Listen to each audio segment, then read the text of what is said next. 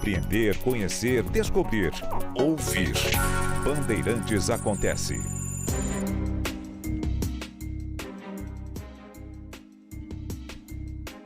O presidente da República no Brasil, ele, claro, toma muitas decisões, várias são derrubadas no Supremo, no Congresso, outras avançam e acabam se tornando perenes, mas a principal consequência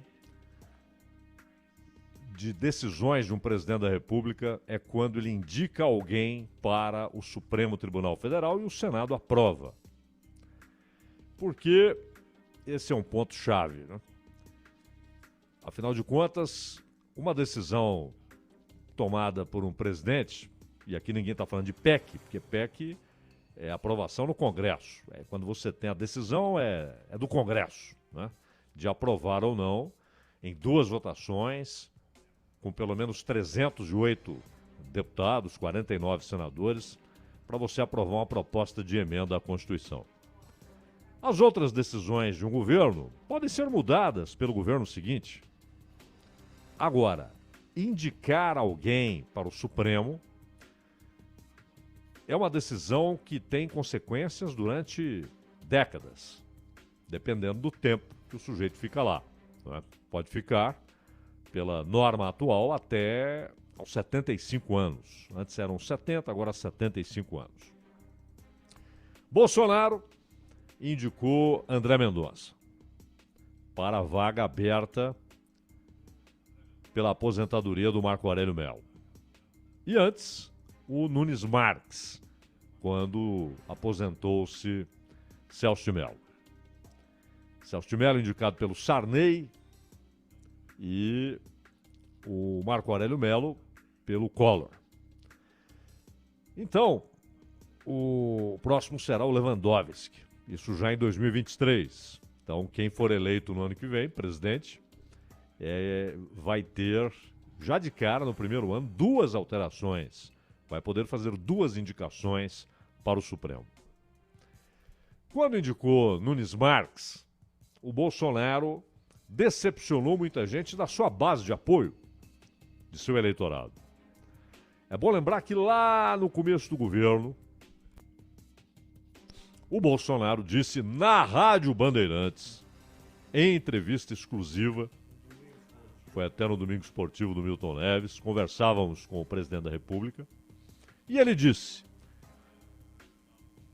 que o Moro seria o substituto do Celso de Mello. Porque ele disse, minha primeira indicação será o Moro. Antes ele havia falado que havia prometido ao Sérgio Moro que ele seria indicado para o Supremo, que era um compromisso. E que ele, inclusive, fazia questão, já que o Moro largou a magistratura, 22 anos de magistratura, para virar ministro de Estado. Então, segundo o Bolsonaro, era um compromisso. Ainda perguntamos ao presidente da República, o Moro será indicado já na saída do Celso de Mello, que será a primeira vaga aberta? Sim, será já para a vaga do Celso de Mello, disse o Bolsonaro. Depois o Moro, houve aquele barulho todo, e o Moro disse, não tem compromisso nenhum e tal. Só que, nos meses seguintes, a relação entre Moro e Bolsonaro foi virando uma caixa de atritos.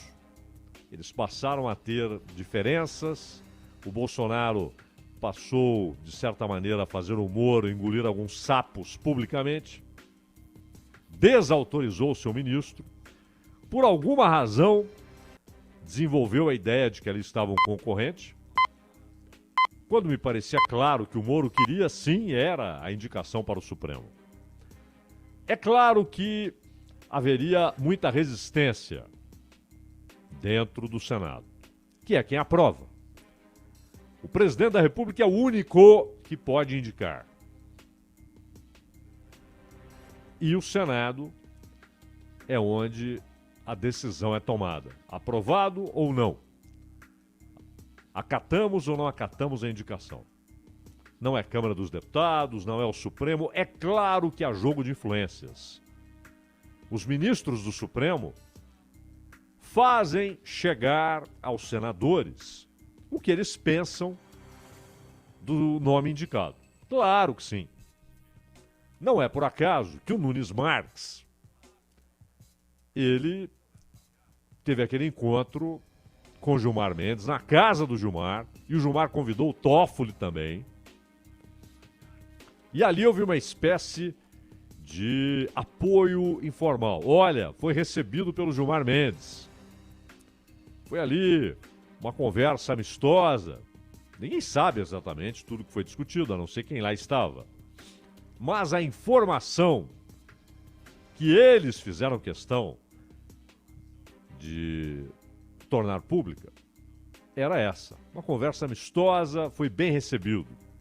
E é claro, esse recado chegou ao Senado. Olha, Gilmar e Toffoli estão, de certa maneira, apoiando o nome do Cássio Nunes Marques. Que, claro, só foi indicado depois que Bolsonaro e Moro romperam as relações. Moro saiu do governo, saiu atirando. Inclusive, sua declaração da interferência do Bolsonaro na Polícia Federal acabou gerando investigações e um inquérito. E, obviamente, não podia ser só uma referência a indicar o diretor. Aliás, nesse caso, até o Lula saiu em defesa do Bolsonaro, dizendo que era um direito dele indicar o diretor da Polícia Federal. É que entre Bolsonaro e Moro, o fígado do Lula parece reagir mais ao nome do Sérgio Moro. Ele se irrita mais com o Sérgio Moro. Pois bem, Sérgio Moro foi descartado, já estava, na verdade, semanas antes. Tal era o nível de degradação na relação entre ele e Bolsonaro. E aí ele saiu do governo. E quando o Bolsonaro indicou Cássio Nunes Marques, que já tinha um histórico de franco atirador contra a Lava Jato, e eu digo franco atirador porque ele não mirava só no Moro, ele não mirava só em Curitiba, ele mirava na Lava Jato, no conceito de operação da Força Tarefa, com juiz, procuradores, policiais e procuradores envolvidos em investigações específicas. Deu muito resultado, mas o Cássio Nunes Marques era um dos muitos opositores da Lava Jato e desse tipo de operação, não é? E a resistência não é técnica, convenhamos, não é técnica. Embora, claro, quando fala, Nunes Marques dá a entender que é uma resistência técnica. E aí, muita gente na base de apoio do Bolsonaro, gente que inclusive havia rompido com o Moro, aquelas figuras que apoiam incondicionalmente um ente político, e aí, se o Moro rompe com o Bolsonaro, aquele que apoiava e apoia incondicionalmente o Bolsonaro, aquele que perdeu a capacidade de crítica, de avaliação subjetiva, independente, livre, também rompeu com o Moro. Mas mesmo no meio dessa turma, houve vários que se decepcionaram com a indicação do Cássio Nunes Marques. O Bolsonaro notou isso em redes sociais, etc. Ele dá muita atenção para essas coisas. E veio então a promessa de indicar, ele usou aquela expressão terrivelmente evangélico. E aí há um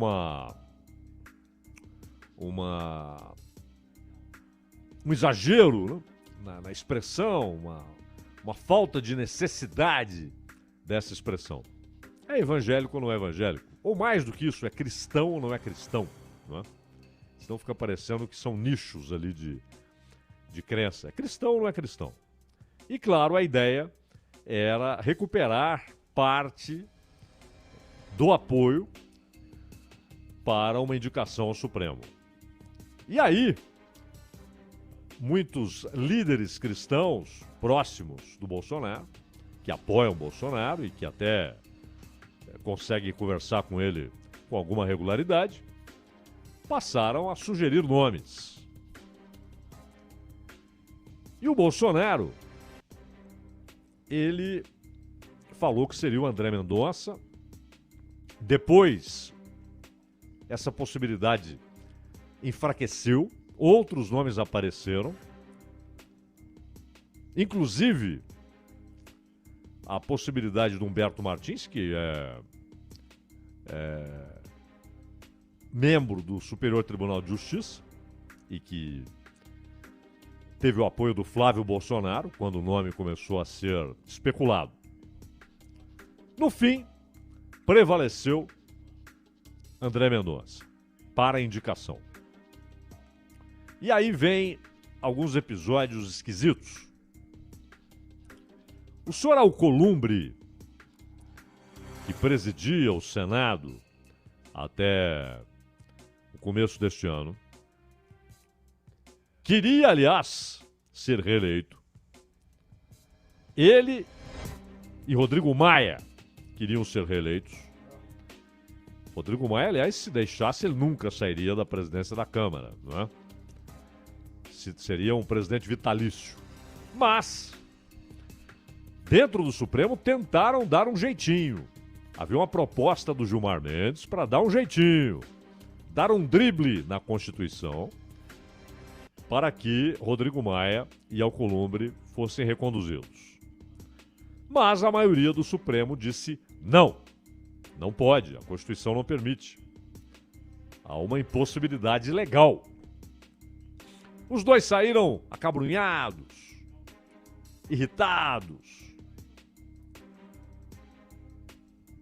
Aliás, o Rodrigo Maia passou meses atirando para todo lado porque não se conformava com o fato de ter sido obrigado a deixar a presidência da Câmara. Para lá foi Arthur Lira. Ele ainda tentou emplacar um outro candidato com o apoio do Dória, que era o Baleia Rossi, mas ganhou o Arthur Lira. Teve muito mais voto. E no Senado houve um consenso. Aliás, PT e bolsonaristas apoiaram Rodrigo Pacheco. Lulistas e bolsonaristas, petistas e bolsonaristas apoiaram o mesmo nome, Rodrigo Pacheco, para o lugar do Alcolumbre. Mas o Alcolumbre rapidamente conseguiu outro cargo importante, Comissão de Constituição e Justiça, a mais importante das comissões. E é lá, empoleirado na cadeira na comissão, na CCJ, que ele resolveu esbarrar, estancar, parar o andamento da avaliação do nome de André Mendonça para o Supremo. Outros integrantes da comissão já reclamaram publicamente. Mas peraí, o Alcolumbre está achando que ele é dono da comissão? Ele simplesmente não marca a sabatina? Ele está achando que a comissão é propriedade dele? Que ele faz o que bem entende? Parece que sim. E parece que a reclamação desses senadores não adiantou coisa alguma. E agora, Rodrigo Pacheco, naquelas ponderações acacianas. Sim, há muitas falas do Rodrigo Pacheco que lembram o conselheiro Acácio, né? São aquelas platitudes, aqueles lugares comuns, obviedades que ele vai repetindo. Então há uma crise, ele fala, precisamos de harmonia. Sim, meu amigo. Até aí todos concordam, mas como alcançá-la? Você é presidente do Senado, presidente do Congresso, pois, indique caminhos. Não limite-se a dizer, precisamos de harmonia.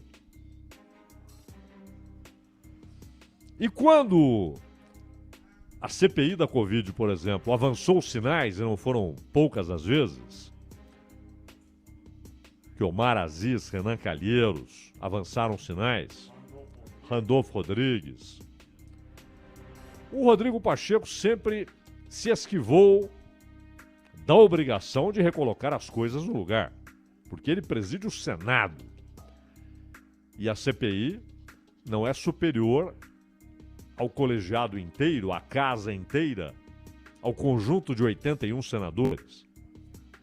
Então, da mesma maneira que não resolveu a questão desses atropelos da CPI, o Rodrigo Pacheco está apenas dizendo, não, é direito do Alcolumbre. Eu já conversei com ele, ele não tem nada contra o André Mendonça. Mas é um direito dele, ver o momento adequado. Balela! É claro que Alcolumbre não quer André Mendonça. Esse é o primeiro ponto. E está empurrando com a barriga, simplesmente não determina a data para que a Comissão de Constituição e Justiça trabalhe nessa questão, avalie o nome de André Mendonça. E é bom lembrar que a sabatina não é só para quem faz parte da comissão. Qualquer senador pode participar da sabatina. Pode chegar lá e perguntar. Isso é um direito estabelecido. Mas é a comissão que faz a tramitação, que organiza o evento. E, claro, cabe à comissão dizer quando será. E o Alcolumbre não diz. Sim, está agindo como dono da Comissão de Constituição e Justiça. E os outros senadores da comissão não vão além de reclamações. Não colocam o Alcolumbre contra a parede. Não fazem nada, reclamam. Pá, ele está achando que é o dono. E o senhor Rodrigo Pacheco não faz nada. Agora veio a notícia de que Dias Toffoli chamou o Alcolumbre para uma prosa.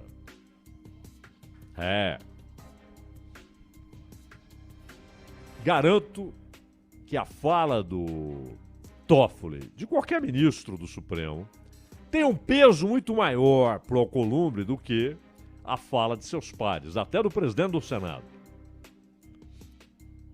No Congresso Nacional há um receio de descontentar ministros do Supremo. Há uma atitude de reverência em relação ao Supremo. Até porque muitos lá têm medo de decisões que o Supremo pode tomar daqui a pouco, em processos. Alguns já estão tão acostumados que nem ligam, o caso do Renan Calheiros, né? Ele já nem liga. Até porque não acontece nada. Os inquéritos vão se acumulando, não acontece nada. Mas o Alcolumbre, ele vai ouvir o que do Toffoli? O que ele ouviu? Essa reunião já aconteceu ou vai acontecer?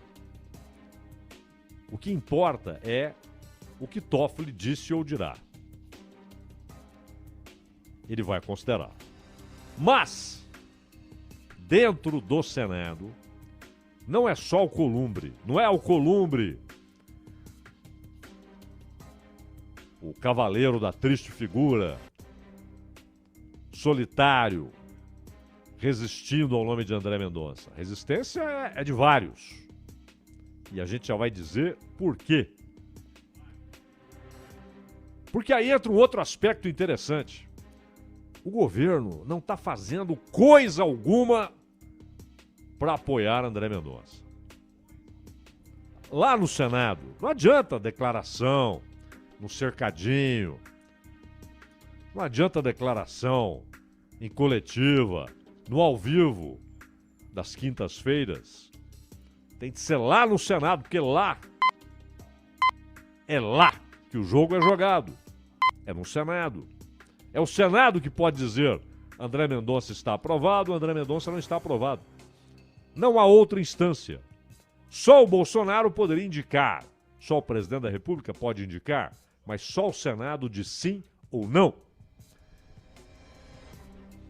E aí, claro, tivemos aquele espetáculo constrangedor, lamentável, que já aconteceu com vários, não só com candidato a Supremo, também candidato a PGR, indicado para PGR. É o mesmo espetáculo constrangedor. É o candidato fazendo campanha no Senado. Isso é lamentável.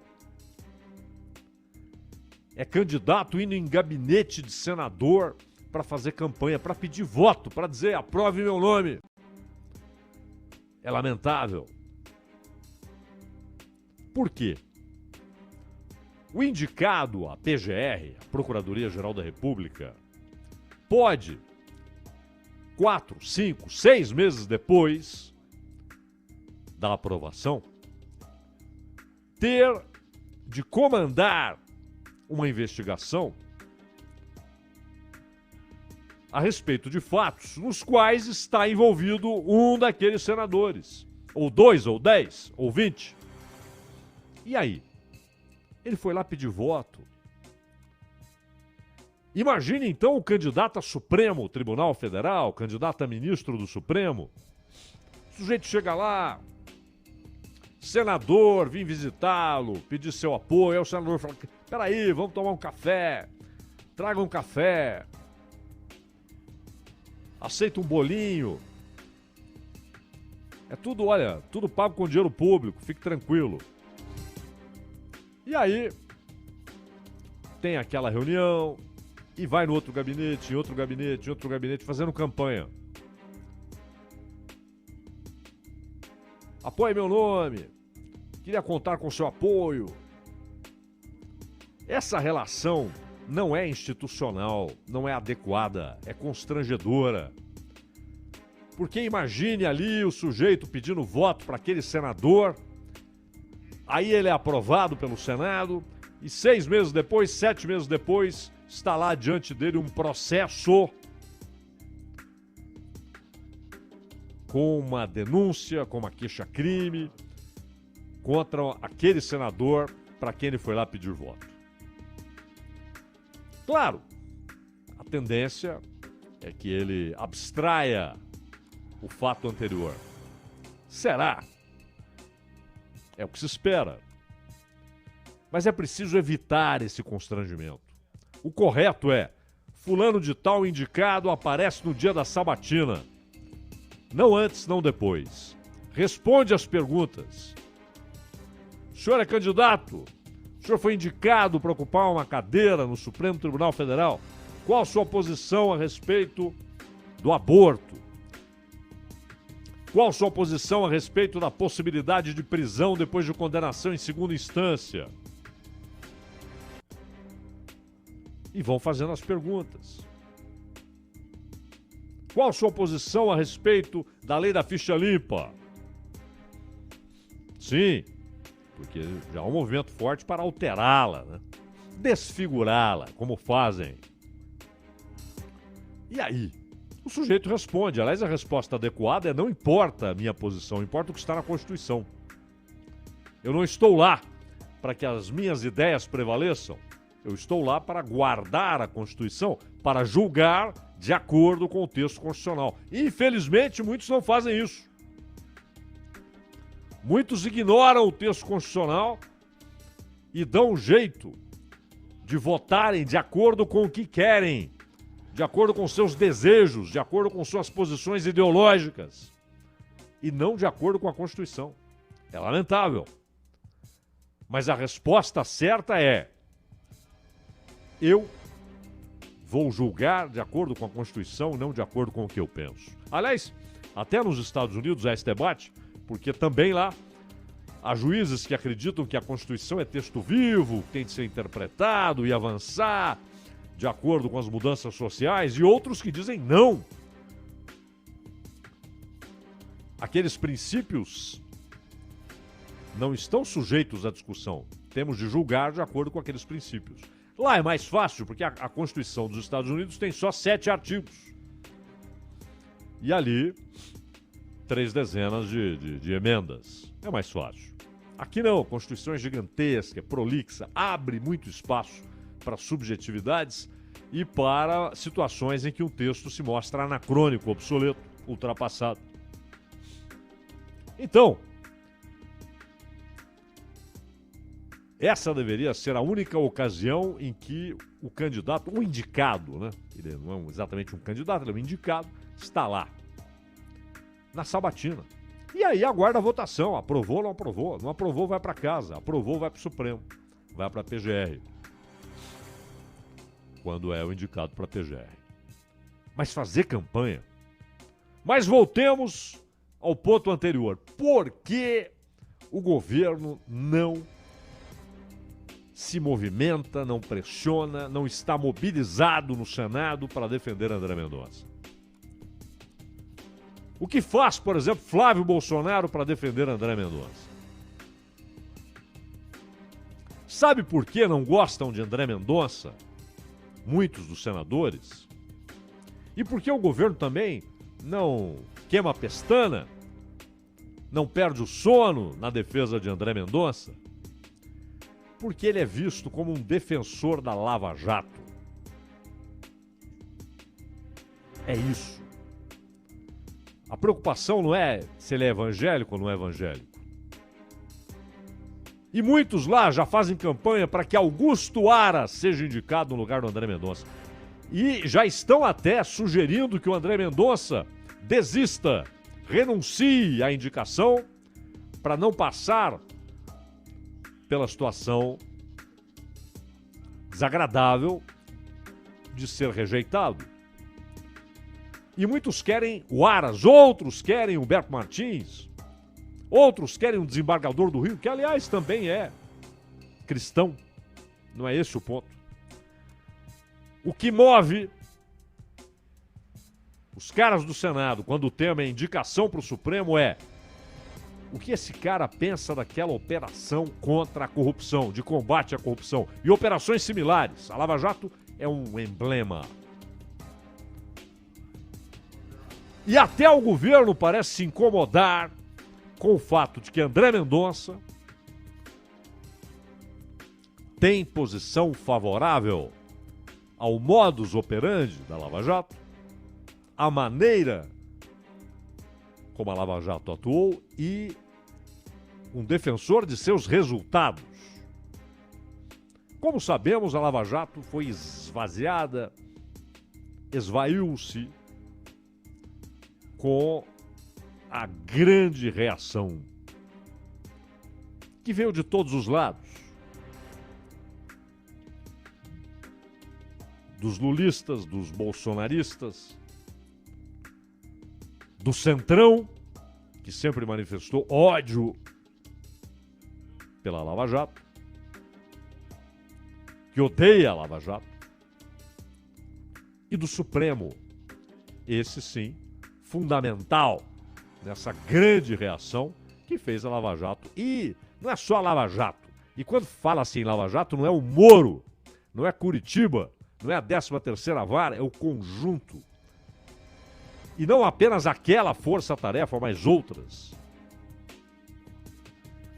Então, a posição do André Mendonça em relação ao combate à corrupção parece ser o ponto essencial, decisivo do que fará o Senado com essa indicação. E o que se espera é que ele não desista, que ele mantenha, que ele não renuncie à indicação. E mesmo que seja rejeitado, saberemos que ele foi rejeitado e por quê. Vinícius Bueno.